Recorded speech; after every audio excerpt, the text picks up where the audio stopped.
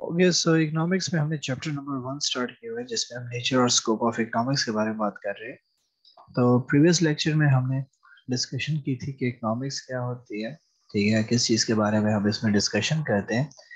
तो हमने different definitions को ओवरव्यू किया था, जिसमें बात स्टार्ट हुई थी हमारी कहाँ से कि वेल्थ से, कि हमारे पास इकोनॉमिक्स हमें वेल्थ के बारे में बताता है।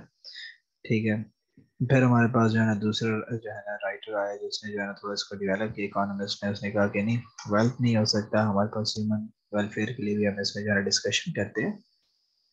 थर्ड पर्सन हमारे पास जो है ना रॉबिन साहब आए, उन्होंने कहा कि नहीं, मैं हमारे पास बेसिकली इकोनॉमिक्स क्या है, स्कैरसिटी और जो है ना हमारे पास स्केर्स रिसोर्सेज के बारे में जिक्र करता है कि ह्यूमन की वांट्स हमारे पास जो है ना वो क्या है, अनलिमिटेड है, और रिसोर्सेज उसके पास लिमिटेड होते हैं। तो हमने देखना होता है कि हम इन रिसोर्सेज को कैसे बेटर यूटिलाइज कर सकते हैं और हम उसको बेहतर से बेहतर किस तरीके से इस्तेमाल कर सकते हैं कि हम मैक्सिमम बेनिफिट इससे हासिल कर सकें। तो उसके बारे में हमने जो है ना जिक्र किया। फिर हमने कहा कि इकोनॉमिक्स हमारे पास दो हिस्सों में तकसीम हो जाती है, एक माइक्रो लेवल में, एक मैक्रो लेवल में। माइक्रो में हमने कहा था कि हम क्या करते हैं, इंडिविजुअल हाउस होल्ड को देखते हैं, फर्म को देखते हैं कि वो किस तरीके से उनके प्रोडक्ट की डिमांड क्या चल रही है, उनकी सप्लाई क्या चल रही है, उनका परचेजिंग पैटर्न क्या होता है, उनके प्रोडक्ट जो है ना मार्केट में कैसे सेल आउट होते हैं। तो इन चीज़ों के ऊपर हमने डिस्कशन की थी। फिर आज जब हमने डिस्कशन करनी है, that is about the macro economics. Macro हमारे पास जो है ना as a whole, large size या ब्रॉडर एस्पेक्ट को हम कहते हैं। ठीक है, तो मैक्रो एस्पेक्ट हमारे पास क्या हुआ कि जो इसका मैक्रो एस्पेक्ट है या मैक्रो इकोनॉमिक्स है हमारे पास, तो वो बेसिकली किसी के साथ डील कर रहा है हमारे पास ब्रॉडर इश्यूज के साथ। कि अब यहाँ पे हम जो है ना ओवरऑल इकोनॉमी वाइज देखेंगे कि हमारी इकोनॉमी कैसे जा रही है, हमारे मुल्क में क्या चीज़ें प्रोड्यूस हो रही है। तो हम उसके बारे में जिक्र करते हैं। हम ये नहीं देखेंगे कि एक बंदा क्या कर रहा है, कितने लोग प्रोडक्ट परचेज कर रहे हैं, कितने लोग नहीं कर रहे। हम उसको जो है ना वन सिंगल फर्म के परस्पेक्टिव से नहीं देखेंगे कि लेट्स से आईफोन है तो आईफोन देखिए कि जी मेरे प्रोडक्ट कौन खरीद रहा है, कितने लोग खरीद रहे हैं, कितने नहीं खरीद रहे। वो चीज़ हमारे पास माइक्रो लेवल पे है। माइक्रो लेवल पे क्या होगा कि हम देखेंगे कि मुल्क में कितनी चीज़ों की डिमांड चल रही है, कितनी चीज़ें जो है ना हमारे पास मौजूद हैं, लोग कहाँ पे पैसे लगा रहे हैं मुल्क में, ठीक है, कौन से सेक्टर में इन्वेस्टमेंट हो रही है, कौन से सेक्टर में जो है ना क्या कर रहा है, गवर्नमेंट स्पेंडिंग कर रहा है, हमारे मुल्क में इंपोर्ट्स कितनी हो रही है, हमारे मुल्क जो है ना एक्सपोर्ट्स कितनी हो रही है। इन तमाम एस्पेक्ट्स को हम जो है ना मैक्रो लेवल पे स्टडी करते हैं। तो इसलिए हमने क्या कहा कि जो है कहता है कि foreign area define the scope of economics, कि कौन सा है कि इकोनॉमिक ग्रोथ एंड डेवलपमेंट, कि आपकी इकोनॉमी कितना ग्रो कर रही है, ठीक है, और उसमें कितनी डेवलपमेंट्स आ रही है, उस चीज के बारे में हमारे पास यहाँ पे डिस्कशन की जाती है कि the status of a country's economy can be evaluated in terms of per capita real income as studied under microeconomics। कि हम देखेंगे कि हमारे पास पर कैपिटा इनकम क्या है, कि हमारे पास एक पर्सन हमारे मुल्क के अंदर जो है ना कितनी अर्निंग कर रहा है, कितना इनकम कमा रहा है। ठीक है, तो उसके बेसिस पे हमें पता चलेगा कि हमारी इकोनॉमी कितनी ग्रो कर रही है। ठीक है, अगर वहां पे हमारे पास क्या हो रहा है कि जो है ना एक बंदा कम कमा रहा है हमारे मुल्क में, तो इसका मतलब क्या है कि हमारे मुल्क की इकोनॉमी जो है ना वो ग्रो नहीं कर रही। ठीक है, हम देखते हैं कि जी हमारे पास एक बंदे की तनख्वाह जो है ना 1500 रुपए है। ठीक है, तो फिर इसका मतलब क्या है कि ऑन एवरेज हमारे पास जो है ना क्या चल रहा है कि हमारे पास जो है ना वैल्यू बड़ी कम आएगी। ठीक है, तो मैक्रो इकोनॉमिक्स में जब हम जिक्र करते हैं तो हम एग्रीगेट वाइज जिक्र करते हैं। ठीक है, कि हमारे पास ऑन एवरेज लोग कितना कमा रहे हैं। अगर हमारे पास क्या हो रहा है कि हमारे जो है ना लोग जो है ना वो क्या कर रहे हैं कि कम कमा रहे हैं। ठीक है, तो हम क्या करेंगे, हम कहेंगे कि जी हमारे मुल्क में जो है ना गुर्बत की शरह ज्यादा है। क्यों ज्यादा है? क्योंकि हमारे पास जो है ना दूसरी कंट्रीज में लोग कि मिनिमम जो है ना वो सैलरी क्या हो रही है, वो हमारे पास जो है ना 2000 या 2500 रुपए कमा रहे हैं। हमारे मुल्क में क्या हो रहा है, 1500 जो है ना वो अर्निंग कर रहे हैं। तो हम पर कैपिटा इनकम के रियल इनकम के जरिए से इसको जो है ना डिस्कशन करते हैं कि कितना लोग कमा रहे हैं, कैसे जो है ना वो अर्निंग को यूटिलाइज कर रहे हैं। सेकंड हमारे पास आ जाता है national income determination. The national income determination is the one of the important areas covered in macroeconomics. It explains the different concepts, different approaches to measure them and their significance. कि हमारे मुल्क में जो है ना इनकम कितनी generate हो रही है, ठीक है, वो कितना पैसा आ रहा है हमारे मुल्क में, उसके बारे में भी जो है ना मैक्रो इकोनॉमिक्स में स्टडी करते हैं। थर्ड चीज हम देखते हैं इन्फ्लेशन एंड एम्प्लॉयमेंट, कि हमारे मुल्क में इन्फ्लेशन की क्या सिचुएशन चल रही है, महंगाई कैसे चल रही है, प्राइसेस इंक्रीज हो रही हैं डे बाय डे, तो हमारी जो है ना इकोनॉमी उसको या कंट्री उसको कैसे कंट्रोल कर रही है। हमारी कंट्री जो है ना एम्प्लॉयमेंट को कैसे देख रही है कि हमें जो है ना एम्प्लॉयमेंट अपॉर्चुनिटीज इंक्रीज करनी है और अपने मुल्क में अनएम्प्लॉयमेंट को कैसे रिड्यूस करना है। तो इस एस्पेक्ट को भी हमारे पास जो है ना माइक्रो इकोनॉमिक स्टडी करता है। फिर इस तरीके से हमारे पास आ जाता है balance of payment and trade, कि हमारे मुल्क में पैसों की इनफ्लो कितनी हो रही है, हमारे पास पैसों का आउटफ्लो कितना जा रहा है। उन चीज़ों के बारे में देखते हैं कि हमारे मुल्क से पैसा कितना जा रहा है, हमारे मुल्क में पैसा कितना आ रहा है, हमारी इंपोर्ट्स कितनी चल रही हैं, हमारे एक्सपोर्ट्स कितनी चल रही है। इन चीज़ों के बारे में हम जो है ना ऑन एवरेज या एग्रीगेट हम इन चीज़ों के बारे में डिस्कशन करते हैं। और फिर जो मोस्ट इंपॉर्टेंट पोर्शन होता है हमारे पास, that is macro economic policies, कि हमने अपने मुल्क में इसके लिए रिलेटेड पॉलिसीज कैसे बनानी है, हमने मॉनेटरी पॉलिसी कैसे बनानी है, हमने फिजिकल पॉलिसी कैसे बनानी है, हमने एक्सचेंज रेट को कैसे डिफाइन करना है, ताकि हमारी इकोनॉमी ग्रो कर सके, हमारी इकोनॉमी जो है स्टेबल हो सके। कि कितने पैसा लोगों के पास होना चाहिए, कितना गवर्नमेंट के पास होना चाहिए, गवर्नमेंट जो है ना कितने पैसे लगाएगा, क्योंकि गवर्नमेंट कितने पैसे जो है ना लोगों से लेगा, टैक्सेस की जरूरत है। इन तमाम चीज़ों के बारे में पॉलिसीज जो बनाती है गवर्नमेंट, वो सारा का सारा हमारा मैक्रो एस्पेक्ट में कंसिडर किया जाता है। तो इसलिए हम कहते हैं कि micro economics direct state authorities to develop result oriented economic policies and their significance to the economy, कि वो इसके बारे में बताते हैं कि आपने अपनी इकोनॉमी को कैसे बेहतर बनाना है, उसके लिए प्रॉपर जो है ना पॉलिसीज कैसे बनाओगे, और आप जो है ना इकोनॉमी को किस तरीके से बेहतर बना सकते हो, उसके बारे में हमें डायरेक्शन प्रोवाइड करते हैं, हमें हेल्प आउट।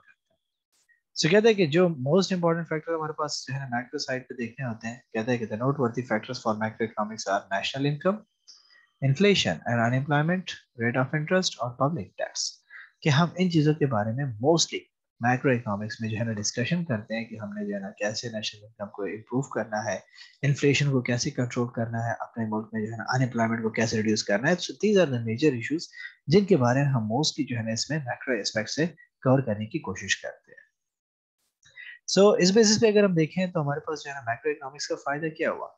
एक तो हमें जो है ना इकोनॉमिक सिस्टम्स के बारे में, कम्प्लेक्स इकोनॉमिक सिस्टम के बारे में आइडिया हो जाता है। ठीक है, कि हमने जो है ना किस तरीके से इनको कंट्रोल करना है, कैसे जो है ना अपनी इकोनॉमी को रेगुलेट करना है। तो कहते हैं कि knowledge of macro economics is widely helpful to understand the functioning of complicated economic system. Study of macroeconomics enables us to understand different complex features of broader economic perspective, such as how the level of income and employment is determined in an economy, how demand and supply forces determine the level of desirable interest rates, which eventually set the direction of the economy in long run. कि इन चीज़ों के बारे में देखना कि हमारे मुल्क में एम्प्लॉयमेंट कितनी है, हमारी इनकम क्या कितनी होनी चाहिए, किस लेवल तक लोगों की इनकम होनी चाहिए, हमारे मुल्क में जो है ना कितना इंटरेस्ट रेट होगा, क्या इंटरेस्ट रेट नहीं होना चाहिए। इन तमाम चीज़ों के एस्पेक्ट के बारे में हमें क्या करता है, इंफॉर्मेशन बड़ी ज़रूरी होती है गवर्नमेंट को, कि वो जो है ना इन चीज़ों को देख सके, इसके ऊपर डिसीजन मेकिंग कर सके, ताकि अपनी इकोनॉमी को बेहतर तरीके से चला सके। सेकेंड, हमने कहा कि helpful to achieve predetermined economic targets, क्या study of macro economics helpful to achieve the goals of economic growth of a country. It enables economists to make analysis of different economic forces which lead to achieve the sustainable growth. कि अपनी economy को grow कैसे करो। ठीक है, सिर्फ यही तो नहीं है हमारे पास कि अनएम्प्लॉयमेंट और इस चीज के ऊपर वर्कआउट करें, बल्कि हमें क्या करना है, अपनी इकोनॉमी को ग्रो भी करना है, अपने प्रोडक्शन को लेवल को इंक्रीज करना है, अपने जो है ना मुल्क की इनकम को इंक्रीज करना है। तो उस एस्पेक्ट के लिए भी जो है ना हमारे पास मैक्रो इकोनॉमिक्स को अंडरस्टैंड करना बड़ा इंपॉर्टेंट है। थर्ड, प्राइस स्टेबिलिटी, क्योंकि हमने क्या कहा कि इन्फ्लेशन, इन्फ्लेशन क्या है कि प्राइसेस का इंक्रीज होना। तो अब आपके मुल्क में इन्फ्लेशन को कैसे कंट्रोल किया जाएगा, प्राइसेस को कैसे स्टेबल करना है हमने। ठीक है, इन तमाम चीज़ों को देखने के लिए हमारे पास माइक्रो इकोनॉमिक्स एक वाहिद सोर्स है जिसको हम स्टडी करते हैं, और इसलिए कहते हैं कि study of micro economic assist us to achieve price stability by analyzing the business fluctuations in a country. It recommends policy actions to grip price instability, neither inflation nor deflation. कि हम देखेंगे कि हमारे मुल्क में अगर डिफ्लेशन चल रही है, ठीक है, प्राइसेस रिड्यूस हो रही है या फिर इंक्रीज हो रही है, तो हमने देखना है कि दोनों को कंट्रोल करना है, कि ना हम डिफ्लेशन में जाएं कि प्राइसेस जो है ना हद से डाउन हो जाएं, ना ही हमने जहाँ देखना है कि हमारे पास प्राइसेस इतने मैक्सिमम पे चली जाए कि किसी की अफोर्डेबिलिटी से निकल जाए। तो हमें एक बैलेंस सिस्टम बनाने के लिए भी जो है ना प्राइसेस को स्टेबल करने के लिए भी हमें मैक्रो इकोनॉमिक्स की जरूरत होती है, और उसके लिए हम क्या करते हैं, पॉलिसीज बनाते हैं। बैलेंस ऑफ पेमेंट, जैसे मैंने आपको कहा कि हमारे पास हमारे मुल्क में कितना पैसा आ रहा है, हमारे मुल्क से पैसा कितना जा रहा है, इन चीज़ों के बारे में अंडरस्टैंड करना और अपने बैलेंस ऑफ पेमेंट को जो है ना स्टेबलाइज करना कि हम ना ज़्यादा खसारे में जाएं, ना हमारे पास एक्सेस जो है ना पेमेंट आ रही हो, हम उसको एक स्टेबल एक प्रॉपर तरीके से सिस्टम बनाने के लिए भी हम इसको इस्तेमाल करते हैं। तो इसलिए कहते हैं कि study of macro economics also identify the cause of deficit in balance of payment and suggest remedial measures, कि अगर हम खसारे में जा रहे हैं, डेफिसिट में जा रहा है हमारा बैलेंस ऑफ पेमेंट, कि हमारा इंपोर्ट जो है ना या हमारे पास जो है ना क्या हो रहा है, हमसे पैसे ज्यादा जा रहे हैं और हमारे पास पैसे कम आ रहे हैं, तो ये हमें क्या कर रहा है, खसारे में ले जा रहा है। तो अब इस डेफिसिट के बारे में हम जो है ना स्टडी करना और फिर इससे निकलना, ये सारा का सारा हमें मैक्रो इकोनॉमिक्स बताता है। लास्ट में हमने कहा कि helpful to address the macro economic issues, कि इसमें हम मैक्रो इकोनॉमिक इश्यूज जो हमारे पास गुर्बत के हो गए, अनएम्प्लॉयमेंट, इन्फ्लेशन के हो गए, इस किस्म के तमाम जितने भी हमारी इकोनॉमी में मसले हैं, इन चीज़ों के बारे में डिस्कशन करना, हमें उसके बारे में जो है ना सोल्यूशंस बताना, ये सारा का सारा काम हमारा कौन करता है, मैक्रो इकोनॉमिक्स करता है। इसीलिए मैक्रो इकोनॉमिक्स को अंडरस्टैंड करना हमारे लिए बड़ा इंपॉर्टेंट हो जाता है, कि जब हमने इंडिविजुअल लेवल पे हर एक चीज को प्रॉपरली अंडरस्टैंड कर लिया, देख लिया, उसके बाद हम क्या करेंगे, पूरा एज ए इकोनॉमी इन तमाम चीजों को स्टडी करेंगे। लेकिन माइक्रो इकोनॉमिक्स की भी कुछ लिमिटेशन, एक तो हमारे पास लिमिटेशन इसकी क्या है, एक्सेसिव जनरलाइजेशन, कि although macroeconomics has its own worth, the theories of economics, yet by and large it generalizes the theory and behaviors of individual excessively, which can be harmful for economic system as a whole। कि हमारे पास सारी की सारी चीजें जो है ना generalisation के बेसिस पे चलती है। कैसे, कि वहां पे हमारे पास जो थ्योरी वगैरह है वो हर एक सिस्टम के ऊपर इम्प्लीमेंट करना शुरू कर देते हैं, कि ये हर एक जगह हर एक चीज के ऊपर जो है एप्लीकेबल है। तो वो हमारे पास सिचुएशन चेंज हो सकती है, हमारे पास वन शू फिट और जो है ना ऑल वाली सिस्टम नहीं हो सकता, कि हम जो है कहें कि जी एक ही जूता बस सबके लिए फिट होगा, तो वो एक ही साइज जो है ना सबको फिट हो जाएगा। बल्कि क्या हो रहा है कि हर एक इकोनॉमिक सिचुएशन हमारे पास चेंज होती है, हर एक जो है ना बिहेवियर, हर एक जो है ना पैटर्न चेंज होता है हमारे पास इकोनॉमिक्स का। तो हम इस चीज को जो है ना कम्प्लीटली सबके ऊपर जनरलाइज नहीं कर सकते। कहते हैं कि for example if a group of society start using more of imported goods, it does not mean it will create an adversity in balance of payment in a country until a large segment of population is not doing so। कहते हैं कि हमारे मुल्क में जो है ना क्या हो जाता है कि इम्पोर्ट गुड्स बहुत ज्यादा हो जाते हैं, तो इसका ये मतलब नहीं है कि हमारे पास जो है ना बैलेंस ऑफ पेमेंट खराब हो जाएगा। ठीक है, वो तो तब खराब होगा कि जब आपके पास जो है ना क्या हो जाएगा, कि एक लार्ज अमाउंट ऑफ लोग जो है सारे के सारे इसके ऊपर फोकस करना शुरू कर दें। तो एक नॉर्मल हमारे पास जो है ना इम्पोर्ट्स इंक्रीज होना शुरू हो जाए, तो वो हमारे पूरे बैलेंस ऑफ पेमेंट को तबाह नहीं कर सकते, कि पहले 20% था, अब हम कहेंगे 25% हो गया, तो हमारी इकोनॉमी सारी खराब होगी। वो तब होगा जब वो 50% या 60% या 7% 70% तक पहुंच जाएगा, तो वो उसको क्या कर देगा, इफेक्ट करना शुरू कर देगा। सेकेंड चीज कहते हैं हेट्रोजेनिटी इज इग्नोर, क्योंकि वो हर एक चीज को होमोजीनियस कंसिडर करता है, कि वो सारे एक ही नेचर की होंगी। ठीक है, उनके स्ट्रक्चर उन चीजों को जो है ना वो इग्नोर कर देता है। जैसे कहता है कि for example the average ways of a country is derived from sum total of all wages in all the occupations. For example wages of teacher, cleaner, typist, clerks etcetera. Therefore, if the wages of teacher increase but of those of typist decrease by the same ratio, the average wage may remain the same. This would result as a limitation while devising some policy based on such data। ये हमारे पास जो है ना teacher अलग salary कमा रहा है, क्लीनर की अलग सैलरी, उसके अलग अलग हिसाब है। तो अब अगर हमारे पास एक तरफ जो है ना हम कहते हैं कि टीचर की सैलरी हमने 10% बढ़ा दी और दूसरी तरफ हमारे पास मजदूरों की मजदूरी जो है ना वो 10% रिड्यूस हो गई है, तो फिर ये तो आपके पास जीरो इफेक्ट शो करेगा, ये कोई इफेक्ट हुआ ही नहीं। तो ये तो हमारे पास गलत हुआ ना, क्यों, क्योंकि दोनों की जॉब का नेचर चेंज है।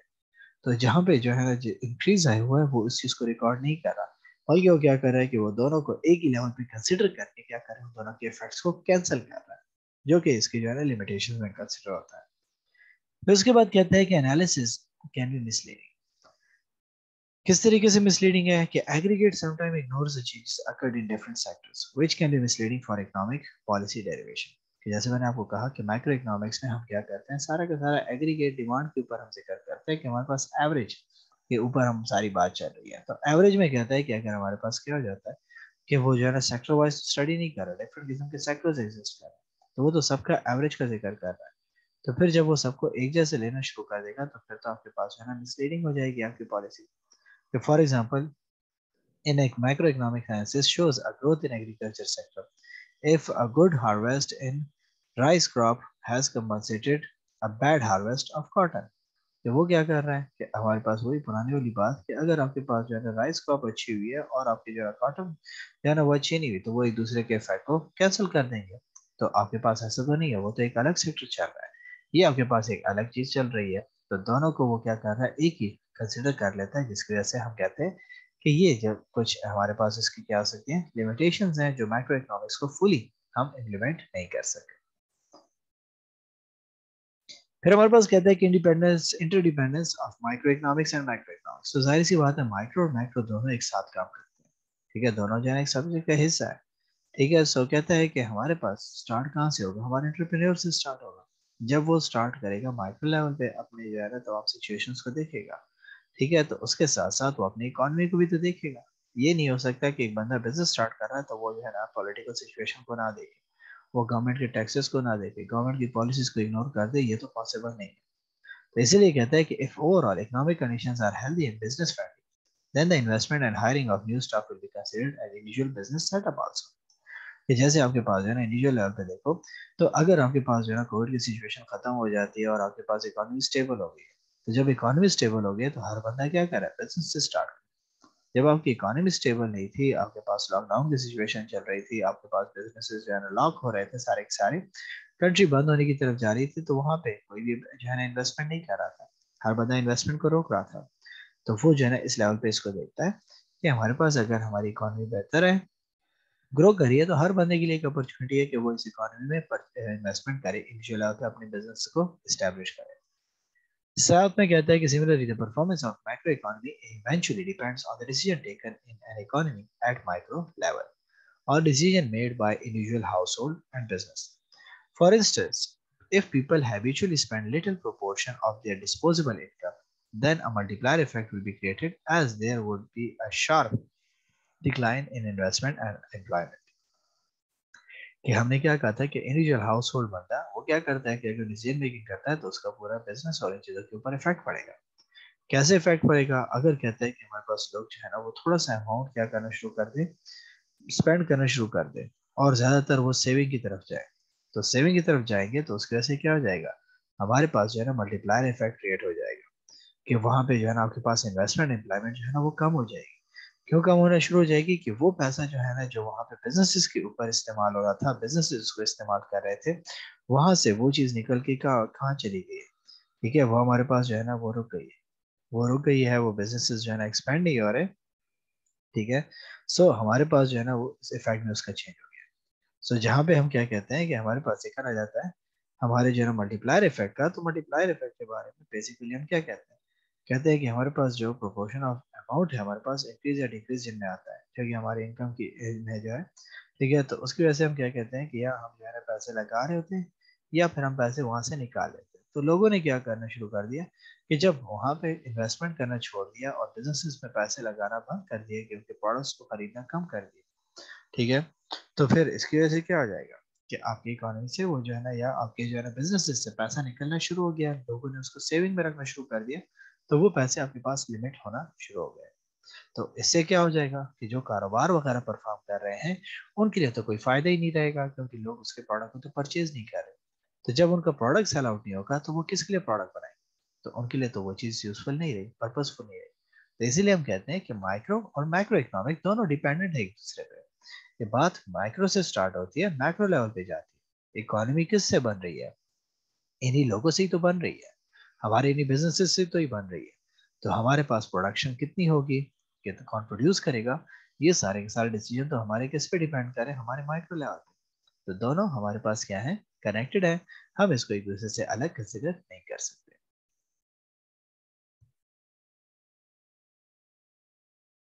फिर हमने जहां पे डेफिनेशन का जिक्र किया, कि हमने कहा था कि हमारे पास स्केर्स रिसोर्सेज हैं और हमारे पास अनलिमिटेड वांट्स हैं। तो उसी के ऊपर हमारे पास यहाँ पे टॉपिक में जिक्र किया गया है कि स्केर्सिटी, चॉइस एंड अपॉर्चुनिटीज क्या होता है। तो कहता है कि before going into the details of this topic we need to understand some of the basic concept. कौन से कॉन्सेप्ट हमारे लिए बड़े इंपॉर्टेंट है। पहली चीज कहता है कि as a human we have so many requirements in our life, but all are not same nature and intensity. Some of them we need immediately, and other we can postpone for some good time. We can categorize our requirements into needs and wants. A need is something you need for your survival. ठीक है कि हमारे पास सबसे पहली चीज क्या है कि कुछ चीजें हमारे पास ऐसी हैं जिसके बगैर हमारा गुजारा नहीं है, और कुछ चीजें ऐसी हैं कि अगर हमारे पास होंगी तो अच्छा है, अगर ना हो तो कोई फर्क नहीं पड़ता। ठीक है, अब जैसे आपके पास जो है ना रोटी कपड़ा मकान हो गया, अब ये चीजें आपके पास ना हो तो इसके बगैर आपका सर्वाइवल मुश्किल है। लेकिन आपके पास जो है ना बर्गर खाने को ना हो तो फिर भी आप घर में खाना तो आपको मिल रहा है, आप खा सकते हैं। आपके पास पेप्सी ना हो तो खाना तो फिर भी आप खा सकते हो क्योंकि पानी तो मौजूद है आपके पास। तो वो आपके सारे के सारे क्या हो गए हैं, वांट्स हो गए हैं, जिसके बगैर आप गुजारा कर सकते हो, आप उसको होल्ड कर सकते हो। ठीक है, तो इसी के बेसिस पे इन्होंने एग्जांपल दी हुई है, आपको कहता है कि जैसे अब फूड है तो फूड के बगैर आपका सर्वाइवल पॉसिबल नहीं है। कितने अरसे रह लोगे फूड के बगैर, एक हफ्ते दो हफ्ते, ठीक है, आखिर में उसके बगैर जो है ना मर जाओगे। ठीक है, लेकिन जहाँ पे हमारे पास वांट्स आ जाते हैं तो कहता है कि वांट्स क्या हुई, कि we mean in economics is something you like to have in your life, आप चाहते हो कि वो आपकी जिंदगी में हो।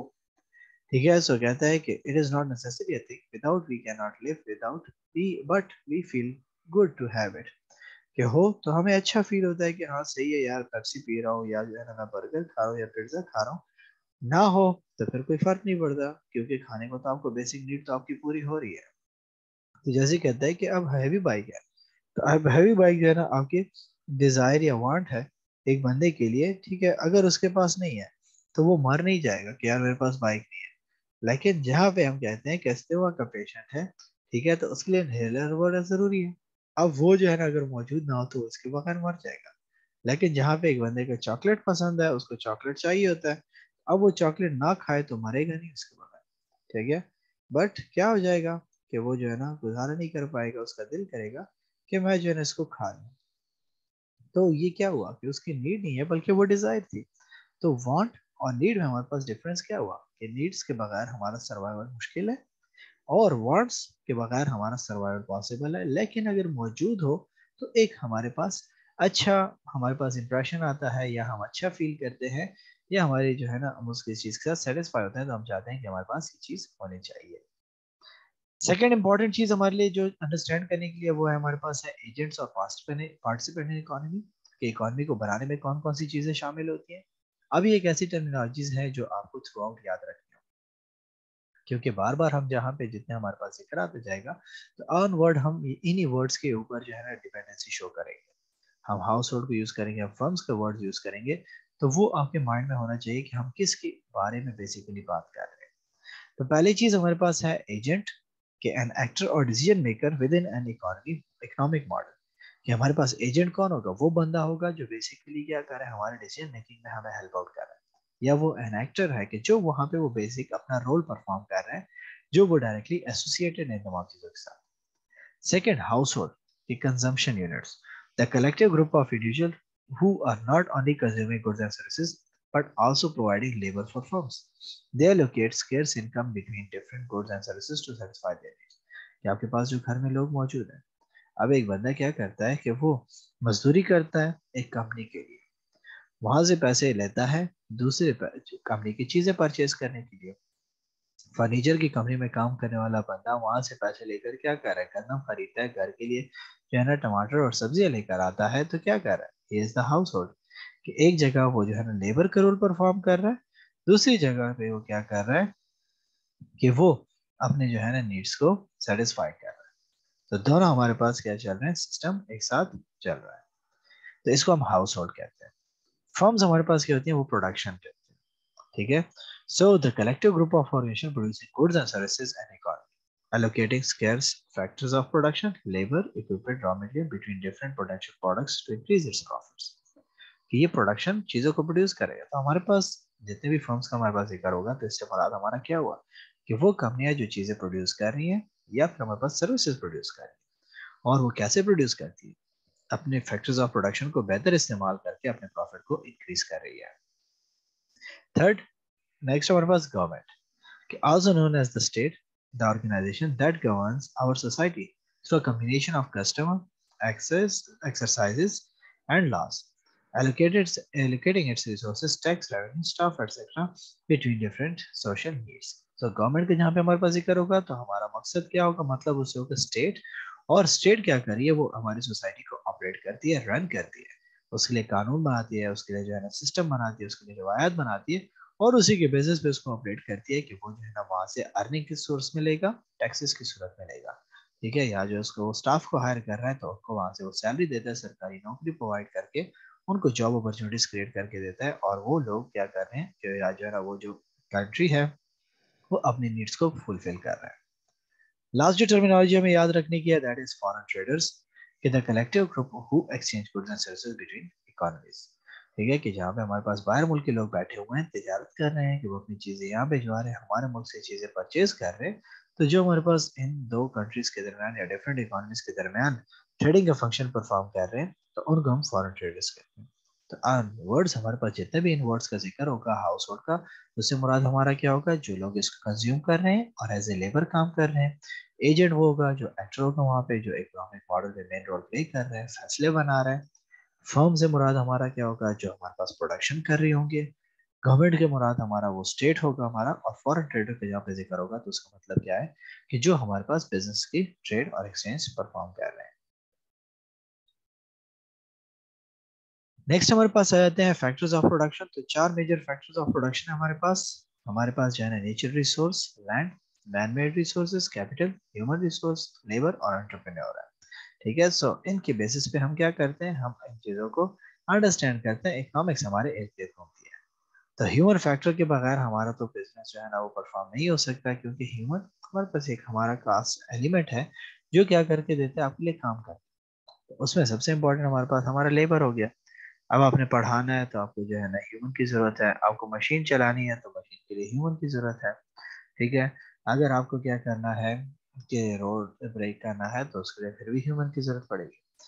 तो ह्यूमन हमारे पास क्या हुआ कि वो अपनी जो है ना मेंटल और फिजिकल कैपेसिटी को इस्तेमाल करके क्या करता है, सर्विसेज प्रोवाइड करता है, और इसके बेसिस पे वो क्या करता है, मजदूरी कमाता है। एंटरप्रेन्योर दूसरे सूरत में हमारे पास ह्यूमन फैक्टर है। एंटरप्रेन्योर हमारे पास वो बंदा होता है जो इन फैक्टर्स ऑफ प्रोडक्शन को, लैंड, लेबर और कैपिटल को इस्तेमाल करके क्या करे, कारोबार स्टार्ट करता है, और वो इस चीज का रिस्क लेता है कि या उसको मुनाफा होगा इसमें, या उस कारोबार से उसको नुकसान पहुंचेगा। सेकेंड हमारे पास नॉन ह्यूमन फैक्टर्स, जिसमें हमने क्या कहा, हमारे पास लैंड है और कैपिटल, कि जो हमारे पास जमीन है हमारी, ठीक है, लोग उसको क्या करते हैं, उसको यूज करते हैं। तो अब वो तो नेचर ने हमें गिफ्ट दी हुई है, हम उसको जो है ना क्या करते हैं, वहां से कोई गन्ना उगा रहा है, कोई वहां पे जो है ना क्या कर रहा है, माइनिंग करके जो है ना वहां से जो है ना रिफाइनरी करके वहां से जो है ना फ्यूल और इन किस्म के रिसोर्सेज निकाल रहा है। तो हर बंदा अपनी मर्जी के अकॉर्डिंगली क्या कर रहा है, कि वहां से अपने लिए जो है ना रिसोर्सेज जनरेट करके उससे बेनिफिट हासिल कर रहा है। और कोई वही लैंड जो है ना किराए पे देके किराया ले रहा है, तो किसी भी सूरत में उसको यूटिलाइज कर सकता है। कैपिटल हमारे पास मैन मेड रिसोर्स है, जो हम गुड्स वगैरह को प्रोड्यूस करने के लिए इस्तेमाल करते हैं। जैसे हमारा मशीन हो जाती है, हमारे पास बिल्डिंग हो गई है, हमारे पास प्लांट बनाए गए हैं, कि जो हमारे पास जो है ना प्रोडक्शन करते हैं, तमाम चीज़ों को हम कैपिटल कहते हैं। तो ये सारे के सारे फैक्टर्स हमारे पास मिलके क्या करते हैं, हमारे जो है ना इनको फैक्टर्स ऑफ प्रोडक्शन कहते हैं। तो ये एक दूसरे के साथ कनेक्टेड चलते हैं। तो एंटरप्रेन्योर क्या करता है, वो लैंड को यूटिलाइज करता है, कैपिटल को इस्तेमाल करता है, और ह्यूमन रिसोर्स की मदद से क्या करके दे रहा है, वो प्रॉफिट जनरेशन कर रहा है। तो इस तरीके से हम अपनी इकोनॉमी को ऑपरेट करते हैं। सो फर्दर यहाँ पे इन्होंने आपको इनकी डिटेल दी हुई है। सो रिवॉर्ड्स क्या मिलते हैं आपको इन फैक्टर ऑफ प्रोडक्शन पे, तो जहाँ पे आप जो है ना लैंड वगैरह दे रहे हो, ठीक हो गया, तो उसके बेसिस पे क्या हो रहा है, आप किराया ले रहे होते हो। सो किराया आपके पास क्या है, कि आप जो एक फिक्स्ड अमाउंट वहां से उसके बदले में उसको चार्ज कर रहे होते हो। लेबर क्या लेता है आपसे, आपसे जो है ना वेजेस लेता है, मजदूरी लेता है। किस चीज के बेसिस पे, वो आपको सर्विसेज प्रोवाइड कर रहा है, और सर्विसेज के कुछ ना कुछ फीस है जो वो आपसे चार्ज कर रहा है, और वो जो है ना जो एम्प्लॉयर है या जो बंदा आपकी सर्विसेज ले रहा है, तो वो बाउंड है, वो आपको उसके लिए पे करेगा। इंटरेस्ट कैपिटल के ऊपर चार्ज किया जाता है। ठीक है, सो इंटरेस्ट क्या हुआ, कहता है कि मार्शल ने आपको बताया कि the price paid for the use of capital in any market, कि आपके पैसे, आपके सरमाया, आपके कैपिटल को जो वो इस्तेमाल कर रहा है, और उसके बदले में आपको जो पेमेंट एक्स्ट्रा करके दे रहा है, ठीक है, तो वो आपके पास आपका इंटरेस्ट हो जाता है। ठीक है, कि आपने बैंक में पैसे रखवाए, बैंक उस पैसों से कारोबार कर रहा है, तो आप उससे उसकी चार्जेस चार्ज करोगे कि मुझे उसकी अमाउंट पे करो। प्रॉफिट हमने कहा कि एंटरप्रेन्योर क्या कर रहा है, वो बिजनेस स्टार्ट कर रहा है, रिस्क ले रहा है। तो जहां पे वो रिस्क ले रहा है और बिजनेस को स्टैब्लिश कर रहा है, तो फिर क्या हुआ, कि वो जो है ना उसके बदले में कुछ तो एज्यूम करेगा, एक्सपेक्ट करेगा, और वो जो उसके बदले में एक्सपेक्ट कर रहा है वो उसका क्या होगा, प्रॉफिट होगा, जो वो वहां से जनरेट करने की कोशिश करता है। सो ये इसके बदले में हमें फैक्टर्स ऑफ प्रोडक्शन के बदले में रिवॉर्ड्स मिलते हैं। Other basic concepts use in economics कौन कौन से हम नॉर्मली यूज करते हैं, एक कंजम्पशन का आ जाता है, ठीक है, कि क्या है हमारे पास जहाँ पे कंजम्पशन हम जिक्र करते हैं तो वो चीज़ें जो हम प्रोडक्ट या सर्विसेज जिसको हम यूज करते हैं, इस्तेमाल करते हैं ताकि अपनी नीड्स एंड वांट्स को फुलफिल कर सके, उसको हम कहते हैं कंजम्पशन। जहाँ पे प्रोडक्शन का जिक्र आता है तो हमारे पास क्या होता है, प्रोड्यूस करना, हमारे पास तमाम रॉ मटेरियल, हमारा जो रॉ मटेरियल आ रहा है उसको हम क्या करते हैं, कन्वर्ट करते हैं अपने रिसोर्सेज को, और उससे हम कोई यूजफुल चीज बनाते हैं और उसको हम इस्तेमाल करते हैं, इसको हम कहते हैं प्रोडक्शन। ठीक है, तो अब आपके पास जो वुड पड़ा हुआ है तो वुड तो किसी काम का नहीं है, आप उसके ऊपर वर्कआउट करते हो, आप उसको जो है ना प्रोसेस करते हो, उसको जो है ना वैल्यू देते हो, इसके बेसिस पे वो एक यूजफुल आपके पास फर्नीचर बन जाता है जिससे आप फायदा हासिल करते हो। सो उसने क्या किया, प्रोडक्शन की उसकी, और आपके लिए जो है ना एक चीज प्रोवाइड कर दी। फिर हमारे पास आ जाता है गुड, कि गुड क्या होता है हमारे पास, कहता है कि in economics good refers to the products that satisfy human needs और वांट्स एंड प्रोवाइड यूटिलिटी। ठीक है, कि आपके नीड्स एंड वांट्स को फुलफिल करने के लिए जो मेन एलिमेंट है वो आपका गुड है, वो चीज है जो आपको जो है ना वो प्रोवाइड किया जाता है, और आप उसके जो है ना अपनी नीड्स को सेटिस्फाई करते हैं। इसमें हमारे पास डिफरेंट टाइप्स ऑफ गुड्स आ जाते हैं जिसको आइडेंटिफाई करना बड़ा इंपॉर्टेंट हो जाता है, क्योंकि आगे जाके जब हम डिमांड और सप्लाई के बारे में जिक्र करेंगे तो वहां पे हमारे पास ये चीजें जो है ना टर्मिनोलॉजीज इस्तेमाल होंगी। तो types of goods on the basis of consumption के बेसिस पे अगर हम देखें तो इनका नाम हमारे पास आता है एक मेरिट गुड का। सो मेरिट गुड हमारे पास कौन से होंगे, कि merit goods create positive externalities and contribute significantly to the social welfare. These goods are assumed to be socially desirable. They may be underconsumed or even underproduced by way of prevailing market mechanism. For example, education, health parks are merit goods. कि आपके पास ये क्या होता है, जो positive जो है ना कंट्रीब्यूशन देते हैं, कुछ ना कुछ पॉजिटिव आपको जो है ना प्रोवाइड करते हैं, और आप उसको क्या करते हो, सोसाइटी के वेलफेयर के लिए करते हो, वो इसलिए नहीं होता कि वो डायरेक्ट उसको कंज्यूम कर ले तो उससे उसको कुछ मिल जाएगा, बल्कि क्या होता है, लोग उसको जो है ना कंज्यूम करते हैं क्योंकि अब वो जो है ना सोशल सोसाइटी के नीड होते हैं, उसके बगैर उसका गुजारा नहीं है। जैसे अब पार्क है तो पार्क के बगैर गुजारा नहीं हो सकता, अस्पताल है तो अस्पताल के बगैर उसका गुजारा नहीं हो सकता, क्योंकि कहाँ पे पेशेंट्स को ले जाएंगे, ऑपरेट्स कैसे करेंगे उसको, तो फिर तो डेथ रेट आपके पास इंक्रीज हो जाएगी। तो इसीलिए हम कहते हैं कि ये हमारे पास जो है अगर कंज्यूम होते हैं, ठीक है, और हमारे पास प्रोडक्शन भी इसकी बड़ी काम होती है। मार्केट के साथ सिचुएशन के साथ आप देखते हो कि कितने अस्पताल होने चाहिए, कितने स्कूल, कितने कॉलेजेस होने चाहिए, उसी के अकॉर्डिंगली डिसाइड करते हो। ऐसा नहीं होता कि जैसे आपके पास जो है ना क्या है कि चावलों की काश्त की जाती है कि ज्यादा से ज्यादा चावल काश्त किए जाए, तो ऐसा नहीं हो सकता कि आपके एक मोहल्ले में 15 स्कूल बना दिए जाए कि जिससे सारी नीड फुलफिल हो जाएगी, क्योंकि लोग जो है ना एजुकेशन के बगैर नहीं रह सकते, या फिर अस्पताल 10-12 बना दिए एक ही इलाके में, तो वो यूजफुल नहीं है। वो जो है ना उसके कंजम्पशन के अकॉर्डिंगली आप उसको डिफाइन करते हो। सेकंड हमारे पास डीमेरिट गुड्स आ जाते हैं, कि on the contrary, simply put, demerit goods are the ones that are considered bad in the society because of their harmful effect। जो हमारे पास पहला था, मेरिट गुड्स क्या थे, पॉजिटिव इम्पैक्ट क्रिएट कर रहे थे। जो डिमेरिट्स हैं, तो डिमेरिट हमारे पास नुकसान, सो जो हमारे पास सोसाइटी में बैड इम्पैक्ट क्रिएट करते हैं, एक हार्मफुल इफेक्ट क्रिएट करते हैं। So consumption of demerit goods can lead to negative externalities. तो उसकी वजह से हमारे पास क्या आएगा, हमारे पास जो है ना उसके जो कॉन्सिक्वेंसेज या जो इसके इफेक्ट्स आएंगे वो भी हमारे पास क्या होंगे, वो भी हमारे पास नेगेटिव होंगे। तो इनके बेसिस पे हम इसको क्या करते हैं, हम कहते हैं कि हमारे पास जो मेरिट होगा वो पॉजिटिव होगा हमारे पास, ठीक है, कि वो हमारे पास क्या कर रहा है, बेसिकली पॉजिटिव इम्पैक्ट्स क्रिएट कर रहा है, ठीक है, और वो क्या कर रहा है कि जो है ना दूसरों को फायदा पहुंचाने के लिए हो रहा है, ठीक है, और लेकिन हमारे पास जो है ना उसकी प्राइसेस जो हमारे पास चार्ज की जाती है वो उससे कम होती है। अब एक टीचर जो आपको कॉलेज में पढ़ा रहा है तो उसकी तनख्वाह जो है ना इतनी नहीं होगी, क्योंकि जितना एक कंपनी जो है ना वो प्रोडक्ट बना के बेच रही है और उससे ज्यादा प्रॉफिट कमा रही है, ठीक है।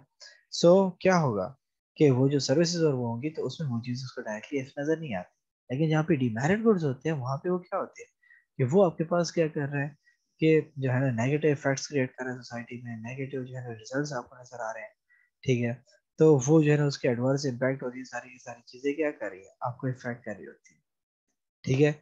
तो इसीलिए हम कहते हैं कि इनके अलग अपनी कॉस्ट होती है, आपकी जो है ना उसके इससे कोई फायदा नहीं मिल रहा होता, बल्कि वो एक हार्मफुल इफेक्ट क्रिएट कर रहा है। जैसे कहते हैं कि alcohol is regarded as a demerit good and is declared illegal in the most of the countries. तो अल्कोहल हमारे पास क्या है कि बेसिकली वो नेगेटिव इफेक्ट दे रहा है, कोई डायरेक्ट आपको कोई फायदा उससे नहीं मिल रहा।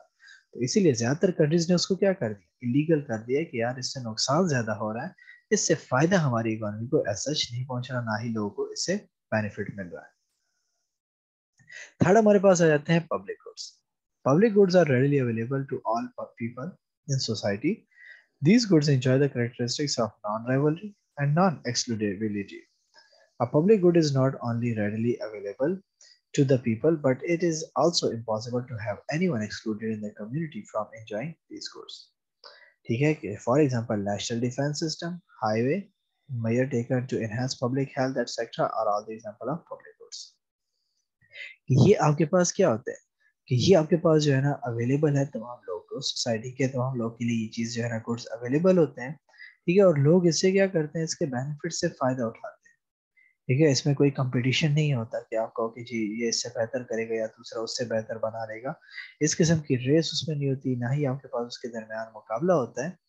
ठीक है, और ये लोगों के लिए एक्सेसिबल नहीं हो सकती कि आप उसको कहो कि जी लोग उससे डायरेक्टली जो है ना उससे फायदा उठा रहे हैं या उसके जो है ना कंजम्पशन के लिए जो है ना वो इस्तेमाल कर रहे हैं, तो हम उसके बगैर रह भी नहीं सकते। क्योंकि है कि हम कहें कि जी इसके बगैर हमारा गुजारा हो सकता है, लेकिन फिर भी वो हमारे एक इम्पॉर्टेंट एलिमेंट का रोल जो है ना प्ले करते हैं। जैसे वो हमारा नेशनल डिफेंस सिस्टम है, तो आपके जो है ना डिफेंस बड़ा जरूरी है। आप अपनी इकोनॉमी को सेव करोगे, अपनी कंट्री को प्रोटेक्ट करने के लिए आपको जो है ना आपके आर्मी वगैरह की जरूरत पड़ेगी। लेकिन इट डजेंट मीन कि लोग जाके उसको परचेज करने के लिए आर्मी के 2 ऑफिसर खरीद के अपने लिए जो है ड्यूटी पे लगा ले, वो पॉसिबल नहीं। बट उनके जो है ना वो जो बेनिफिट्स होते हैं वो हर बंदा जो है ना उसको एंजॉय करता है। ठीक है, कि और वो जो है ना क्या हो सकता है कि वो उससे डायरेक्टली उसको कंजम्पशन नहीं कर पा रहा, लेकिन क्या हो रहा है कि वो आपके पास क्या है कि आपको प्रोटेक्शन करने के लिए जो है ना सोसाइटी के लिए बहुत ही एक इम्पॉर्टेंट रोल प्ले करते हैं। अब जैसे आपके पास जो है ना हाईवे वगैरह है, तो अब कोई ऐसी कंपनी नहीं है कि वो कहे कि जी मेरा हाईवे जो है ना बड़ा अच्छा बनेगा, इसके वाला हाईवे जो है ना कमजोर था। ये इस किस्म के राइवलरीज मुकाबले उसमें कंपटीशन आपको नजर नहीं आएगा।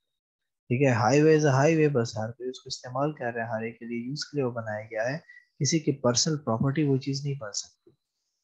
तो इसलिए हम इसको कहते हैं पब्लिक गुड्स, कि ये सबके लिए होता है, सबके बेनिफिट के लिए ये चीजें बनाई जाती है।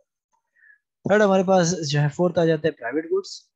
कि private goods are goods that bear the characteristics of rivalry and excludability. These are the goods that can be provided separately to different persons with no cost to be borne by others. ठीक है, for example bread is a private good that can be distributed among individual in different ways, and the portion consumed by one person cannot be eaten by other.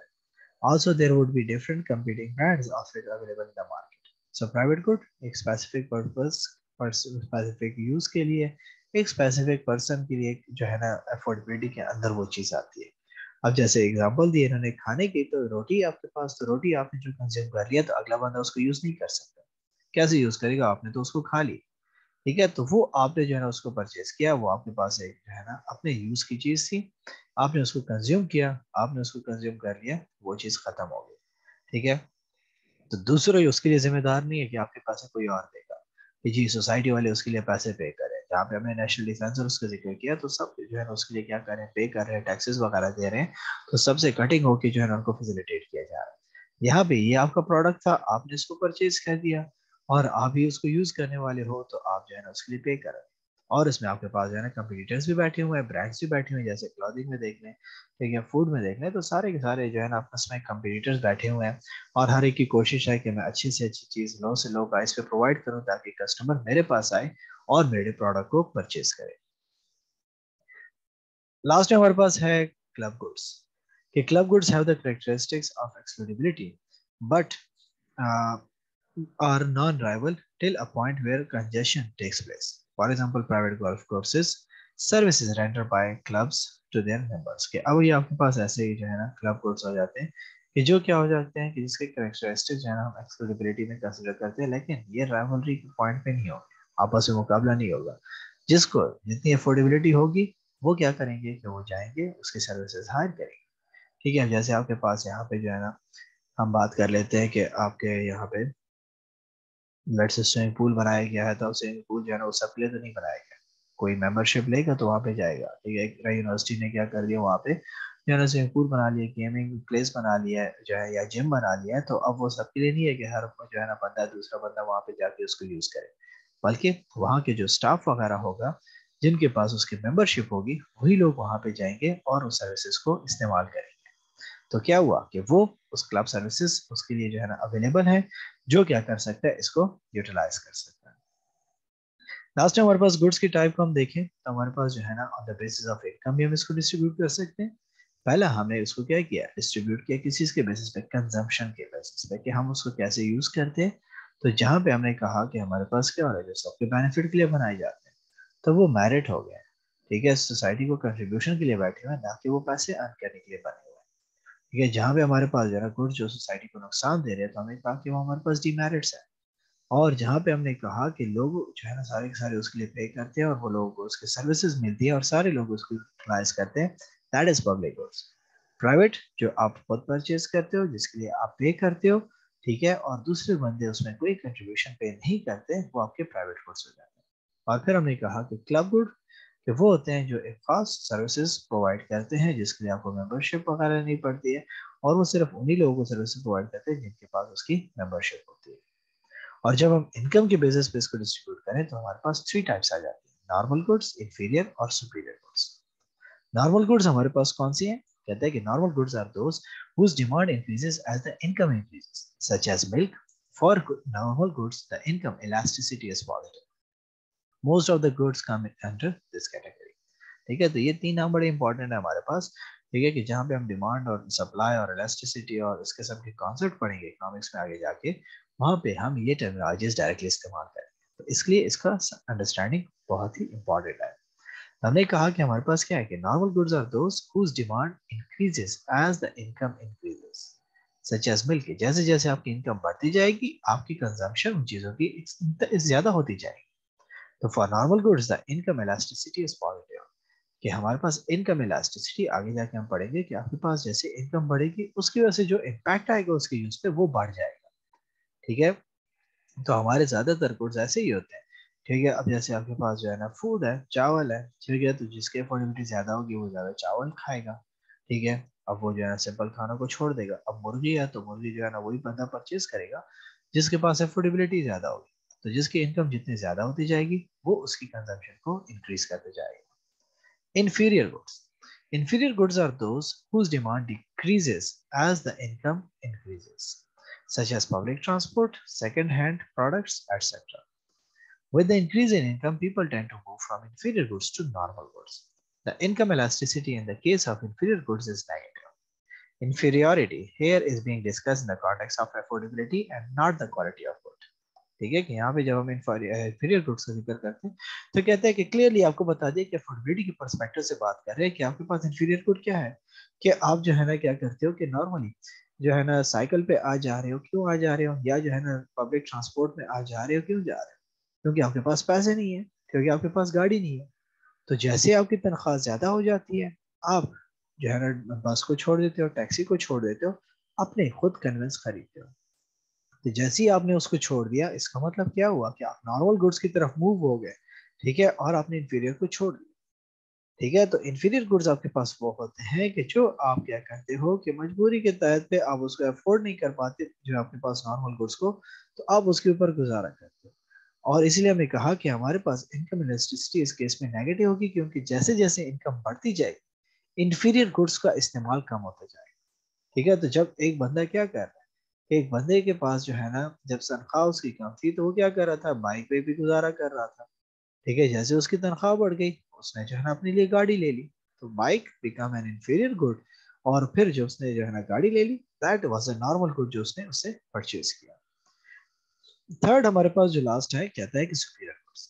The superior goods are those that tend to make up the larger proportion of an individual consumption as income rises. They can be taken as extreme form of normal goods. A superior goods will have positive income elasticity and that too greater than one. It is also termed as a luxury goods that is not bought below a certain level of income, for example luxury car. कि superior आपके पास फिर one step higher हो जाते हैं आपके normal goods से, कि normal में तो हमने क्या कहा कि आपने जो है ना महरान ले ली, गुजारा हो रहा है, ठीक है, जरूरत थी, ठीक है, बारिश में बाइक पे भीग रहे थे या पैदल जाते थे, तो उससे बेहतर आपके पास क्या हुई, आपने मेहरान लिया, मेहरान में आप जो है ना आना जाना आपका हो रहा है, आपकी नीड जो है ना वो फुलफिल हो रही है। लेकिन सुपीरियर क्या होगा कि जब आपकी जो है ना इनकम इंक्रीज हो जाएगी तो अब आप जो है ना मेहरान को बेच के क्या करोगे, सिविक और फॉर्च्यूनर और इन चीजों की तरफ जाओगे। तो these are superior goods, luxury items है।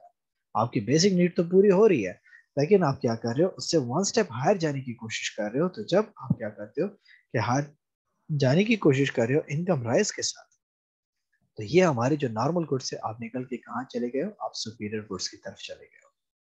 तो इस तरीके से हम क्या करते हैं कि इनकम के बेसिस पे इसको डिस्ट्रीब्यूट करते हैं कि एक हमारे नॉर्मल गुड्स जो हम नॉर्मली कंज्यूम करते हैं, जो है ना इनकम के साथ इतना इफेक्ट हमारा नहीं पड़ता।